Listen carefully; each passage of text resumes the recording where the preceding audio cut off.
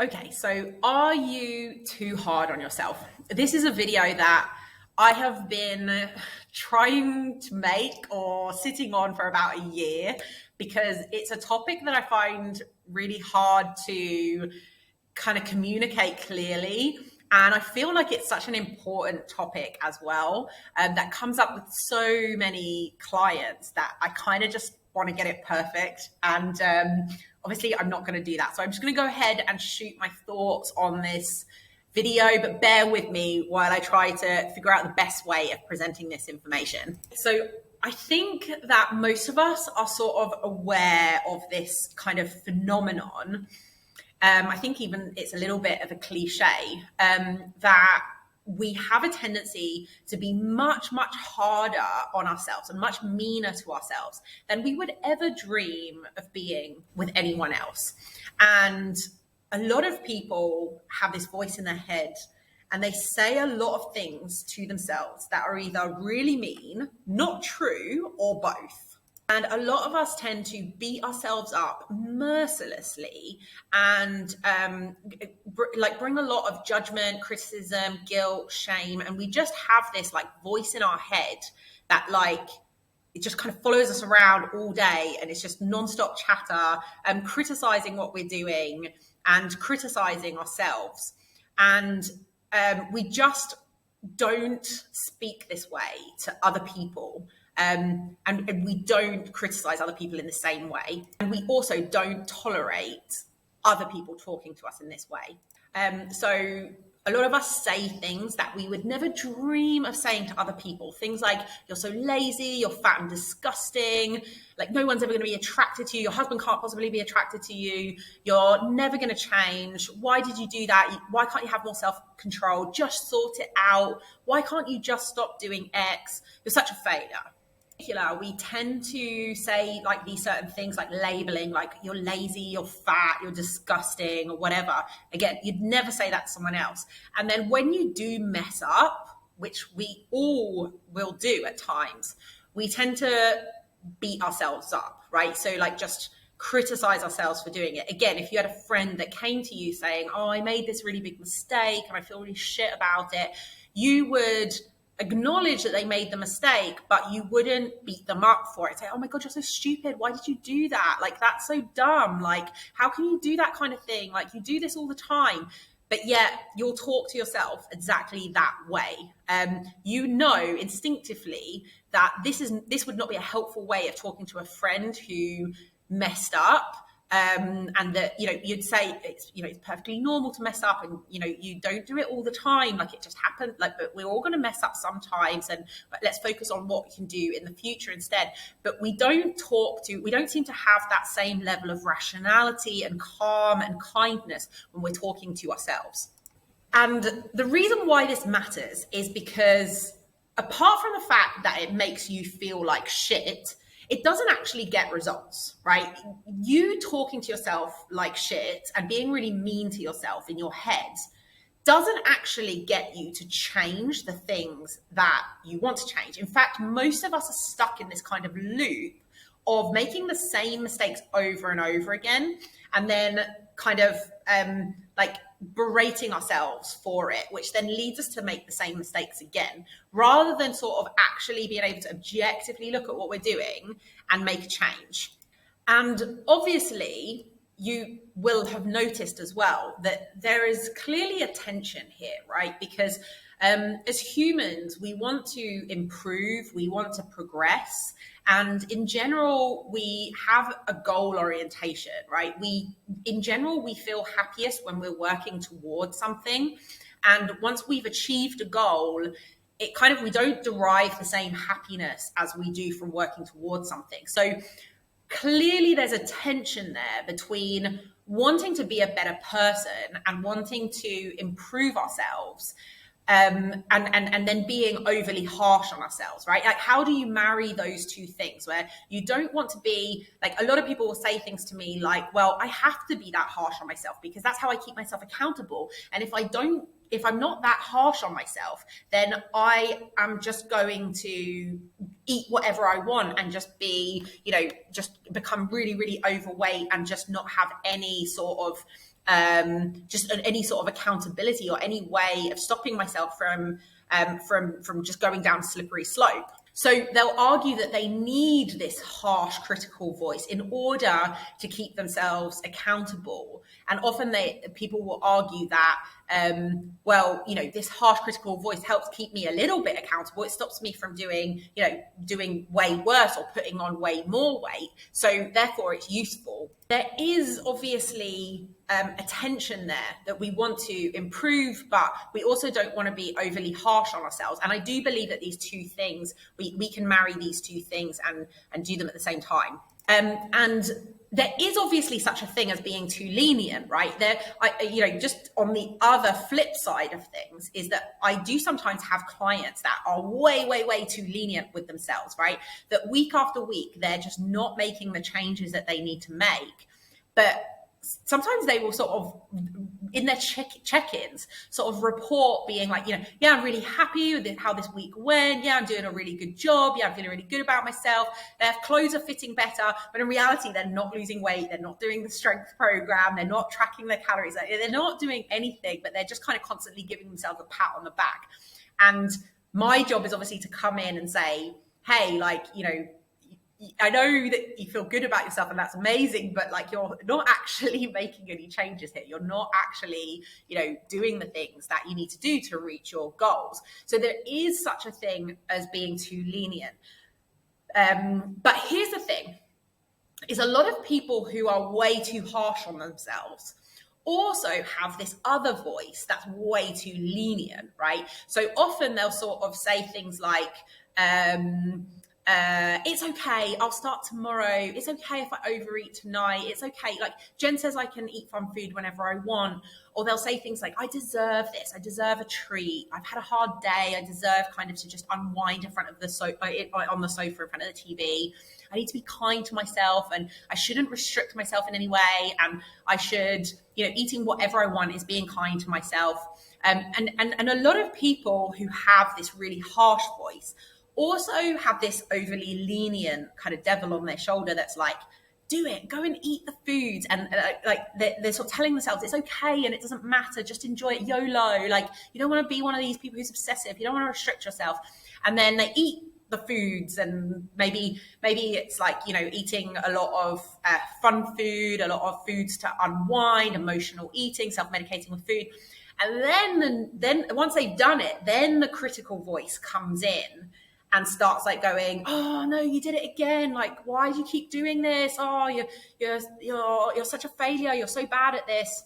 Just another note is that I find that a lot of the people who are way too lenient on themselves, when you kind of bring it up and try to address it, they often say, oh, well, I can't even let myself go there, because they know they have this super duper critical voice that is just an absolute tyrant in their mind. And so they just don't allow themselves to go there. They block it all out. And they're just like, no, I'm doing good. I'm fine the way I am, and blah, blah, blah, blah, blah. So the interesting thing is that these two things of being overly lenient and being overly harsh on ourselves kind of go hand in hand. And whenever that we find one, we always find the other, although one of them is usually more prominent. But something else that often comes up is people say things like this top line here: if I'm kind to myself, if I don't beat myself up, then I won't make progress and I won't change. And I think that that is basically the problem, is that we have this kind of false dichotomy in our minds that either, there's two options. Either you're really, really hard on yourself and you keep yourself accountable and you don't take any shit. And you're what's his name? That distance runner, Boggins, where you're so tough on yourself and you never give yourself a millimeter. You never have fun foods. You're super duper strict on yourself. And then on the other hand, there's just being way too lenient and just being really, really overweight and having no self-control whatsoever. Our culture kind of sets up this false dichotomy, and a lot of people seem to have this false dichotomy in their minds, and they see it as these are the only two options. I think for many of us, when I look at the people around me in my personal life, but also the people that I work with, is that everyone seems to have a fucked up relationship with food, especially when I look at my private life, right? Because my professional life, I see people working through their shit. But when I think about like friends and family around me, like everyone has a fucked up relationship with food, and everyone seems to fall into one of two camps. Either they're just way too lenient on themselves, they're really overweight, they eat like shit, they don't exercise, they don't look after themselves, or they're one of these people who is like really strict with their diet, and they'll only eat organic, and they won't eat any sugar, and they won't eat, like, I don't know, maybe they're just vegan, or they only eat clean, and they're ridiculously strict on themselves. And both of these are not good places to be, and both of these are extremes. And what I think, because this like false dichotomy exists, just when you look at the people around you, that is pretty much all that you see, the only examples you get. A lot of my clients talk about having parents who are very overweight and who ate way too much, but then maybe having another parent, like a mother in particular, who then has become so strict about her food. She's an absolute tyrant about what she eats. She's very critical of what other people eat and other people's weight. So it reinforces this kind of this dichotomy, right? These two extremes that people have in their minds, like either you're one or the other. There's no gray in between. There's nothing else to explore in between. Understandably, a lot of people prefer to be hard on themselves than to go all the way the other way and just be like, 300 pounds and just be massively overweight and really unhealthy and just completely let yourself go. My opinion, and I get in trouble for saying this sometimes, is that I think that our culture really promotes this kind of false dichotomy, and that body positivity also promotes this false dichotomy. So body positivity is all about like loving, the work that you have to do is about loving yourself exactly as you are, and you don't need to change at all, and you're absolutely perfect. And I think we have this real, a lot of people see body positivity and think there's something that doesn't quite add up for me. Like, it's just being too lenient. It's letting yourself off the hook. And it goes too far the other way. So what I want to start off by saying is that I'm not promoting that, right? I think that is the other extreme, and it is a backlash culture to like people being overly hard on themselves and all of the kind of like messy diet stuff of the 1990s, like size 0 and 500 calorie diets and all of the Victoria Beckham kind of craze. But at the risk of boring you or offending you, I also think that this goes wider than body positivity. I think we have this much wider culture of kind of, again, a backlash culture of like something that like we could call like the cult of self-esteem, where like we tell people there's this kind of pop psychology and pop self-help that exists that's all about like pumping yourself up and making yourself feel good about yourself, with things like affirmations and post-it notes on your mirrors,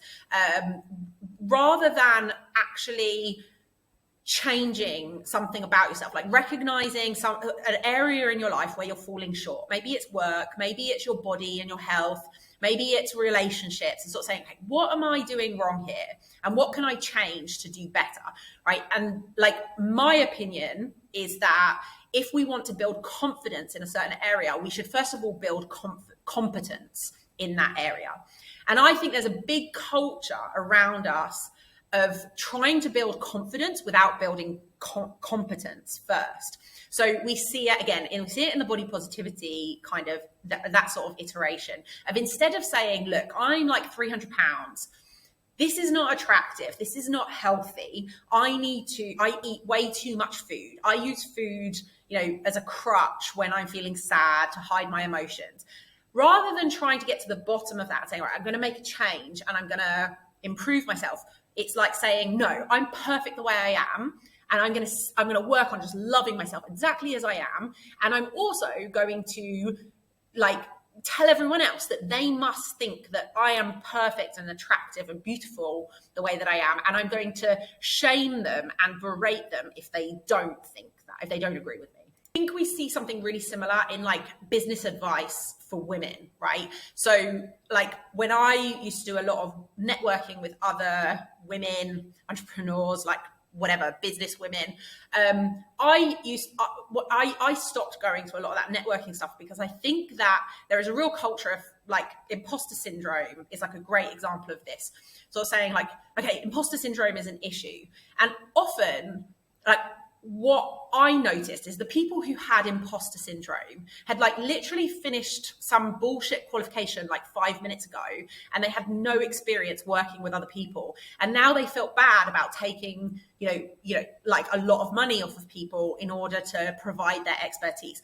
And the culture, the business culture, was to tell them, you're a queen, you're superwoman, you're amazing, you have so much to offer the world, everyone deserves to have your help, and you need to just build up your confidence. And that's the answer, right? That's how you overcome imposter syndrome. And I was like, hang on a second, maybe if you went and got some experience and got some more qualifications and some more knowledge, that would increase your confidence, because it would increase your competence first. I think we see this sometimes in like dating. Most of us are married, and so probably don't see. I'm fascinated by the dating world today, and there's a lot of sort of telling people like, you're perfect and you're amazing and anyone would be lucky to have you and you're a 10. And it's like, actually, like, that's not completely the truth. And maybe you should figure out, if you're struggling with dating, maybe there's something that you're doing wrong and that you should look at yourself instead of sort of blaming everyone else. We see this in a few different iterations in sort of like the self-help world.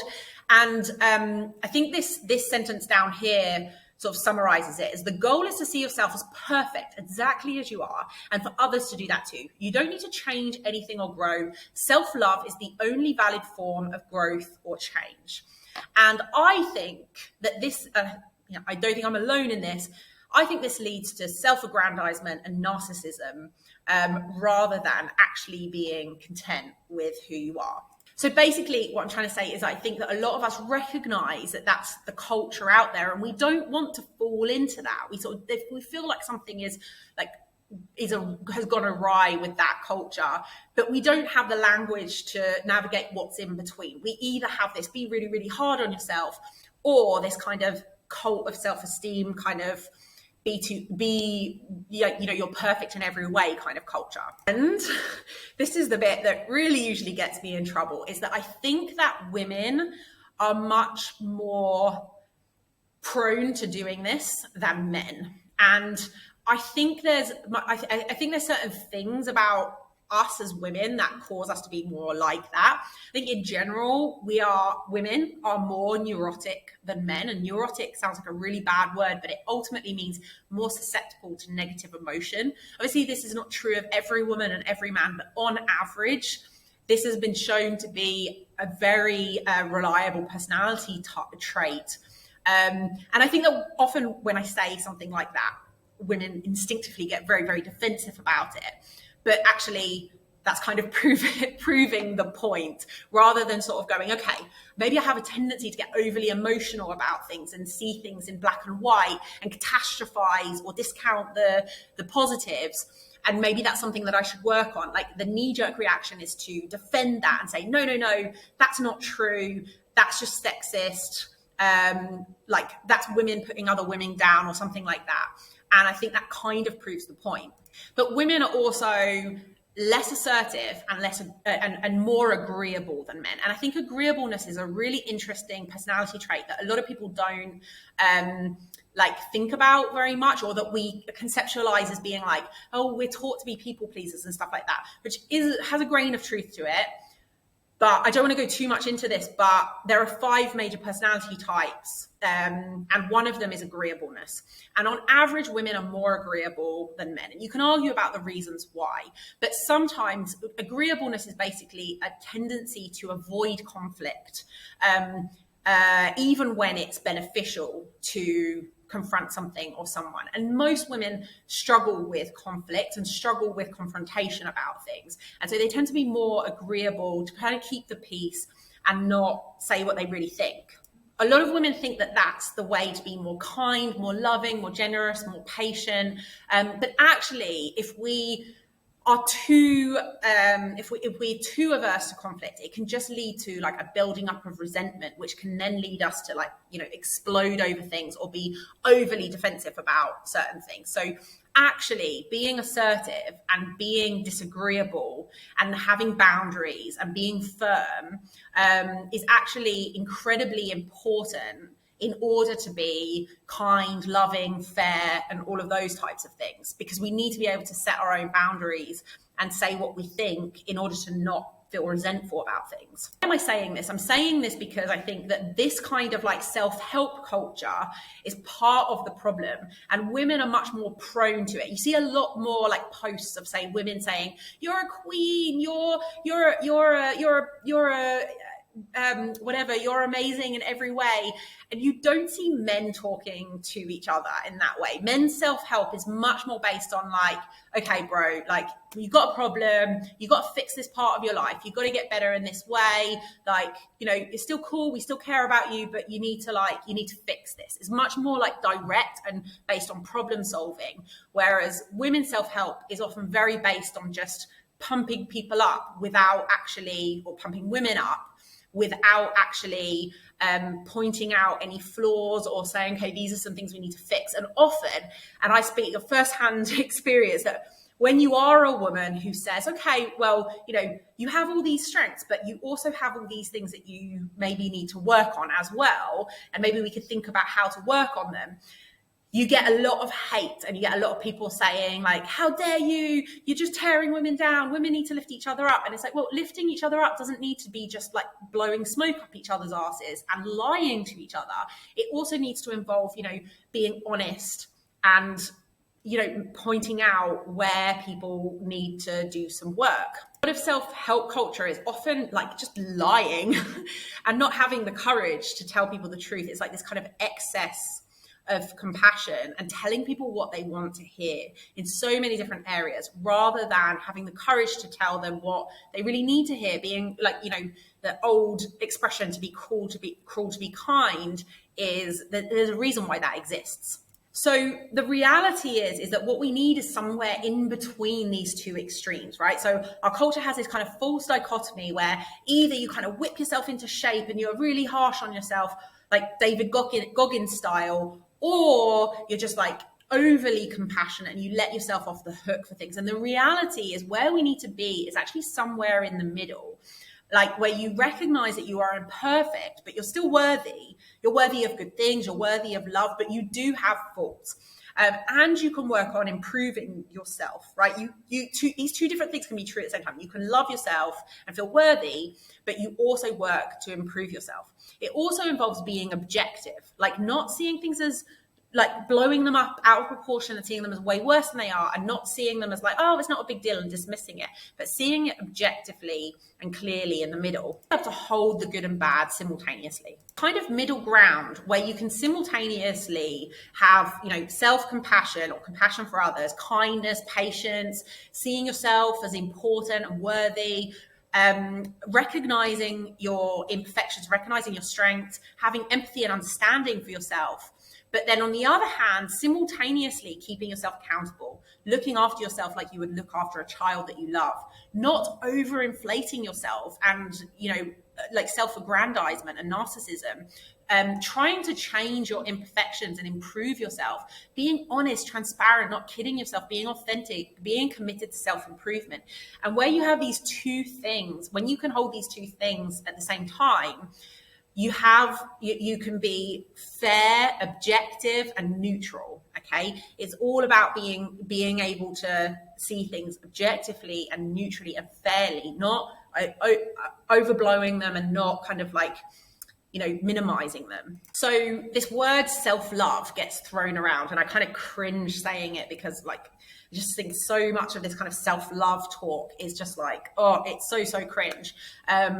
And what most people sort of interpret it, and I mean, even the people who are like teaching it, right, like doing it on like reels and on YouTube, they teach it as being like no boundaries, doing whatever you want, whenever you want, never restricting yourself, treating yourself with food, staying up late, suppressing negative emotions, like just bypassing positivity, this like kind of really toxic positivity.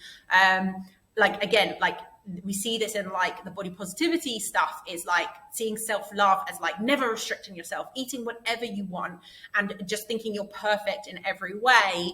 and not seeing any flaws or anything you need to work on. I think a lot of people see this, a lot of you guys see this, and you kind of instinctively know, like, okay, this is a bit cringe, this is a bit like over the top, this is too gushy, I don't really relate to this. But because there's like this dichotomy that's presented in our culture as like either this is one option and this is the other option, like most of us would just prefer to be a bit too harsh on ourselves than to sort of just be this really gushy person who's like just overflowing with self-love to a really like nauseating degree. I think that the happy medium, right, that we want to strive for, the analogy that I work mainly with mums, right? And the analogy I find most mums like, you know, relate to the best is thinking about how you treat your child, right? And how you treat a child that you are responsible for and that you love.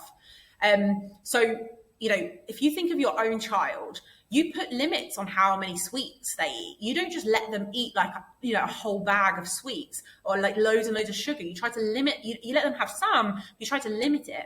You encourage them to eat actual meals and nutritious food. So if your child is like, I don't want to eat, you know, this chicken and broccoli and rice that you made for me or whatever it is, this bolognese or these meatballs, I want to eat ice cream. You're like, I have a 2-year-old, right? Like we sit down to dinner and he just goes, ice cream. And it's like, okay, of course you want ice cream. Like ice cream's amazing, but like, I want ice cream too. But like, I don't let him just, okay, here's just a bowl of ice cream instead of like the things that you want to eat. No, you make them eat proper food.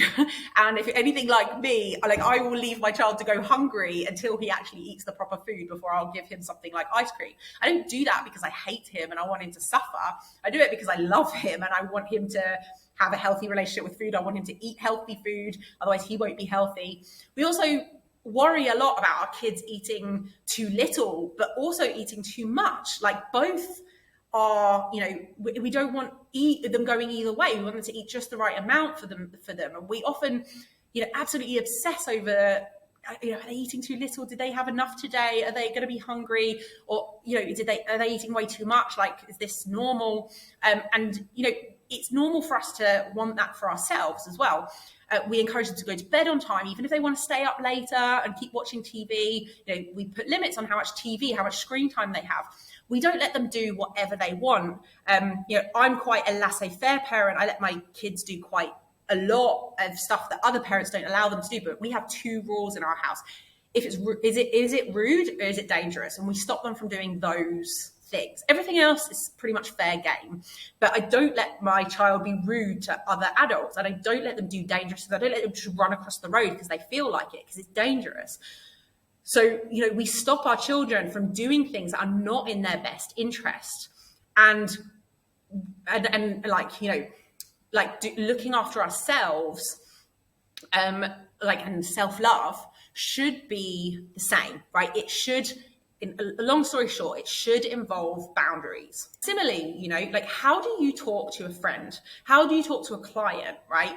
How do you talk to somebody who's struggling? You don't just bash them and beat them up and say, oh, you're so useless. Like, you keep doing this. If you have a friend who comes to you saying, I really feel bummed because like I've put on like 30 kilos since having kids and I don't know how to lose the weight, and I keep, you know, overeating and I keep eating shit at night and I don't know what to do about it. You wouldn't tell her, oh my God, you're just so lazy. Like, fuck's sake, why can't you just sort your shit out? Like, again, I know it's a cliche to say you wouldn't talk to someone else this way, but it is so, so true. Like, you would think of a way to talk to her that hopefully, you know, if you have a pair of balls, pair of ovaries, if you have any courage whatsoever, you would acknowledge that, yeah, you're maybe eating in a way that's not good for you. Okay, let's focus on like how you do some things good. Let's focus on how, you know, what you can improve to move in the right direction. Don't be so hard on yourself. Everyone struggles with this sometimes. Like, you would instinctively, you know, be kind, because you'd have compassion for that person and feel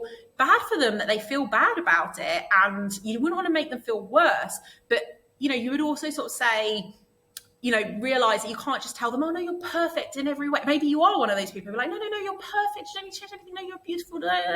Like, but ultimately that isn't what's in their best interest either. Like, what's in their best interest is something in between, sort of saying, yeah, like, you know, like what can we do? But ultimately kind of like with a solution-based approach of how can we improve this? So it's the same for yourself, right?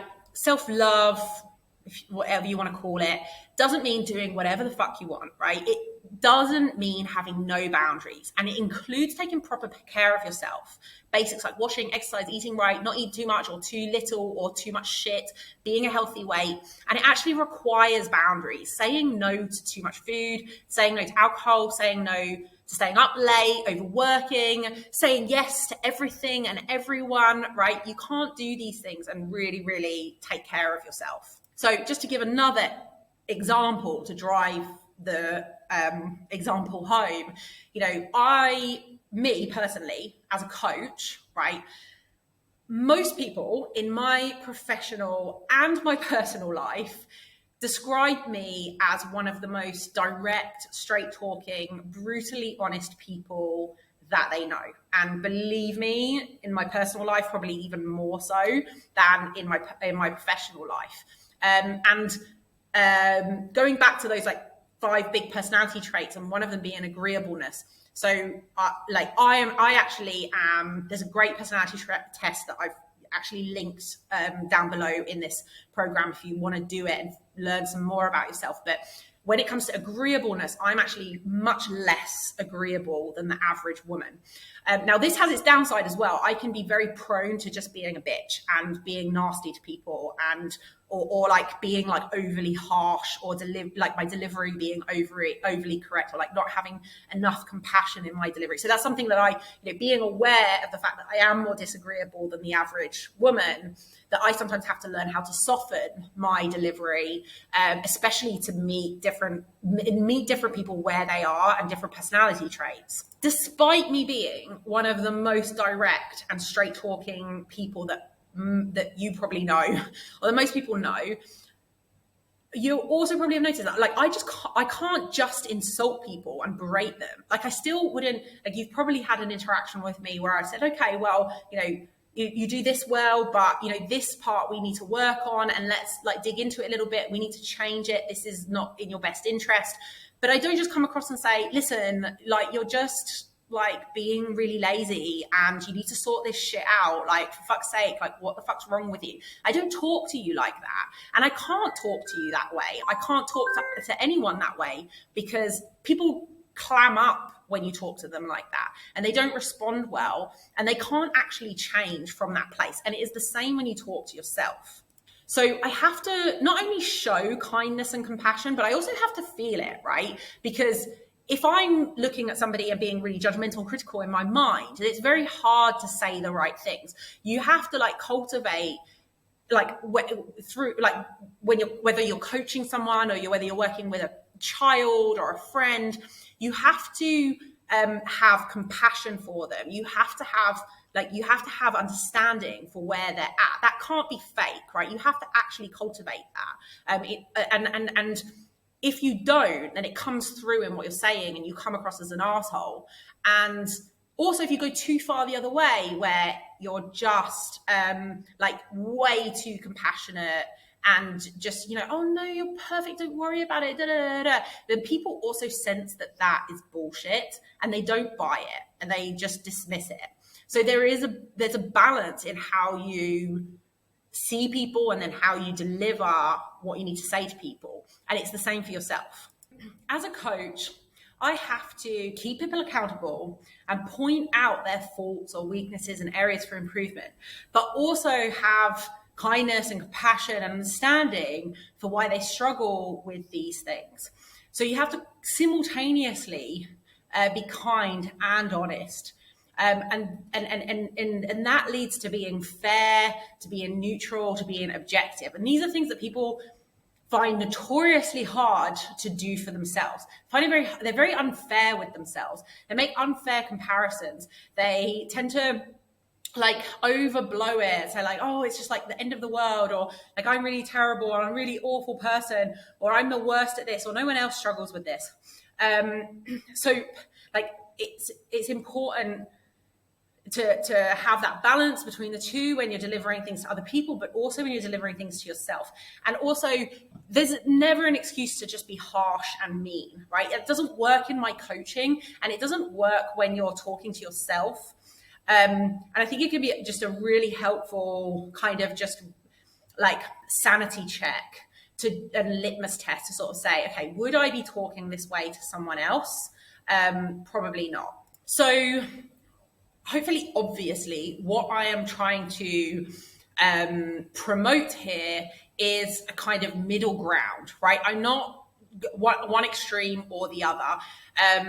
Like, we don't want to be on either this, accept yourself exactly as you are, mollycoddle yourself, or beat yourself up mercilessly in order to change and get better, right? We don't want to go to either one of those extremes. There is a healthy, happy middle ground where you are firm with yourself, you are direct with yourself, you keep yourself accountable, but you are also kind and nurturing and understanding. Two different things can be true at the same time. Okay, it is possible to do both at the same time, and just doing one or the other doesn't work. One of the things I say to people, I've said to all of you when you start the program, is that I offer both support and accountability, but you need both of them. You can't have one without the other. You can't just have kindness and compassion without any support and accountability, and you can't just have cold, hard accountability without any support and understanding. You need both. Being kind to yourself does not mean having no boundaries. It does mean having boundaries. And it means also seeing things clearly as they are, not underplaying them or overplaying them. So just to give you a couple of examples, right? I put this into a table to sort of say, okay, this is too hard and this is too soft and this is just right. I mean, I feel like a lot of people maybe didn't grow up with the story of Goldilocks and the Three Bears, because it is a seriously powerful story if you think about it. So being too hard on yourself, you might say something like, I can't believe I ate all that junk last night. Let's say you had like a bit of a binge or you overate, like self-medication with food. So being too hard might be, I can't believe I ate all that junk last night. I'm so useless. I need to have more discipline next time. I've completely ruined my diet. Too soft might be, it's fine to eat as much as I want. I'm perfect just the way I am. I don't need to lose weight. I don't need to change. I don't need to stop binging on junk food, right? That would be too soft. And then there is something in the middle which is just right. I ate a lot of junk food last night, right? Describing the situation. It doesn't feel good when I do that, and it's making me gain weight. I am worthy, whether fat or thin, but I want to lose weight to feel and look better and be healthier.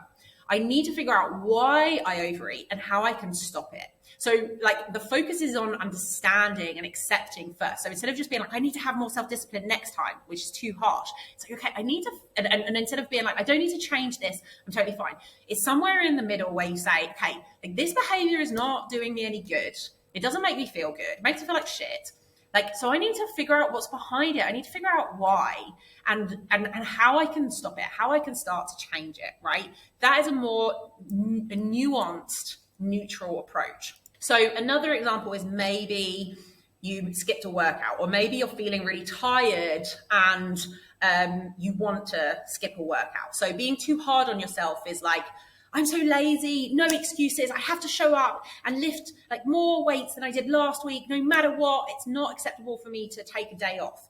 Too soft might be, I don't need to exercise. I'll do it tomorrow. I feel like sitting on the couch and just eating. I'm going to treat myself. But in the middle might be like, okay, I don't feel like working out. Why don't I just do my warm up in the first set with light weights and see how I feel? If I'm really feeling shit after that, then maybe today is not a good day and I'll do my workout tomorrow. Maybe I need to get more sleep. And then if I start to feel better by then maybe I'll do another set or two and keep going with it, right? That would be a more balanced thing in between. Again, I see people who are super duper hard on themselves. Like, I can't believe I skipped a workout, or I had a really bad workout, and they feel terrible about themselves, rather than asking why.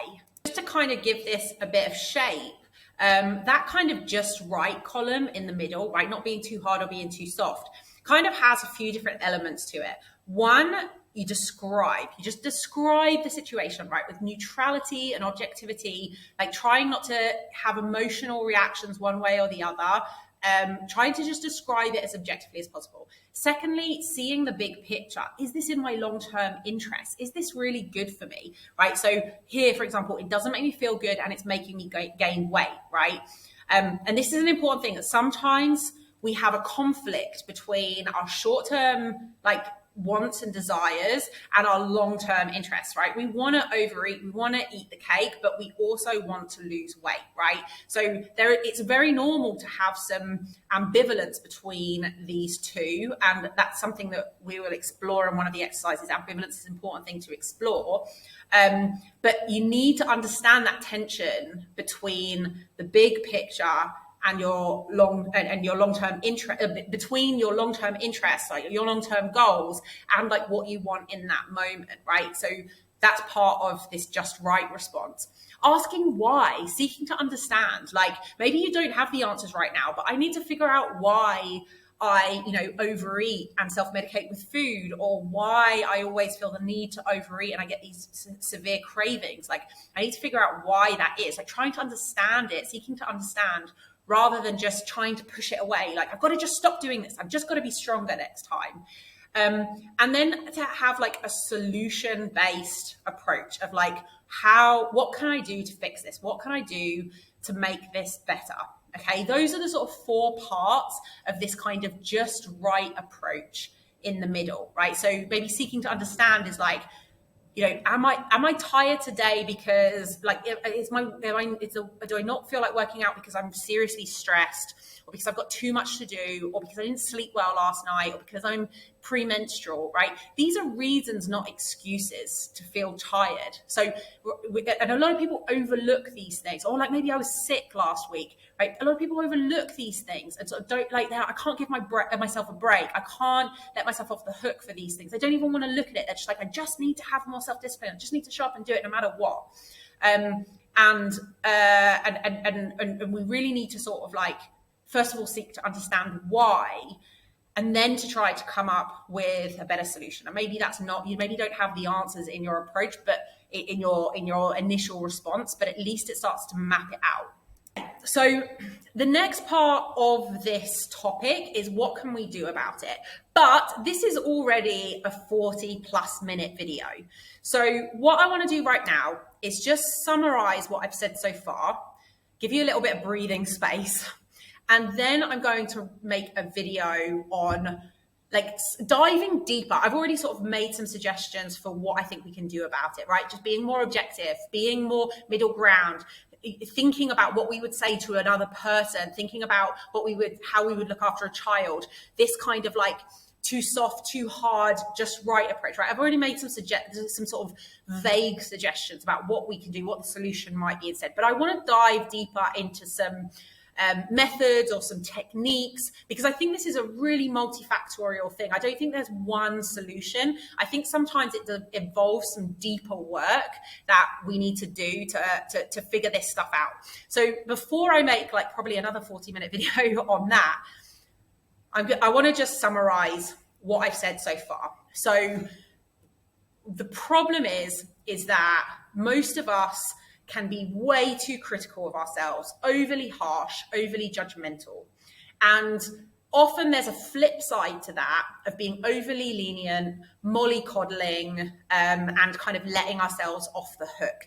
And normally those two things happen kind of in tandem and we don't quite realize it. But we tend to go one way or the other. And for those of us who are conscientious and do care about doing good work and about improving, we don't want to be overly lenient and just let ourselves go. And that is completely understandable. And the culture presents this dichotomy where you either love yourself and you're perfect in every way, and you don't need to change, or you have to be really, really, really like a real taskmaster, a real tyrant with yourself. And this is a false dichotomy. This is something that is incorrect in the culture. And actually there is a happy medium. And we instinctively know what that happy medium is when it comes to other people. And we recognize it when other people do it to us. But we find it very, very hard to do with ourselves. And women tend to be more prone to that kind of coddling, saying what people want to hear rather than being really brutally honest. And it also takes a lot of practice to be both firm and kind simultaneously. But that is ultimately the goal that we're aiming for. There is a conflict between our short-term desires and our long-term interests. And sometimes we need to do some work to come to a settlement between those two desires. And sometimes we need to really work on putting our long-term interests first. Ultimately, true self-love, or finding true worth in yourself and really, doing what's like best for you, it's ultimately not about having zero boundaries and doing whatever the fuck you want. That's hedonism. Sometimes we have to be firm with ourselves and think about our long-term goals, and we have to have boundaries and put our long-term interests before our short-term desires. Ultimately, I do believe that it's possible to find this middle ground, this happy middle ground where you both keep yourself accountable and you're kind and understanding to yourself. I think that's this is a skill that is a mental skill that we can cultivate in ourselves. We can cultivate it in our interactions with others, and we can cultivate it with ourselves. And while it might sound a bit gushy and woo, I think it's an incredibly important skill to master, learning how to see things clearly, learning how to address these cognitive distortions of like catastrophizing and, negative filter, and just seeing things like really, really bad, like overblowing it, reacting overly emotionally to it, or underplaying it. We can address these cognitive distortions. We can learn to see things more clearly, and then learn to keep ourselves accountable, while also being kind to ourselves. I do believe that is ultimately possible. Anyway, in the next video, I'm going to talk dive a little bit more into some things that I think are really important, some things we can do to really learn how to cultivate this in ourselves.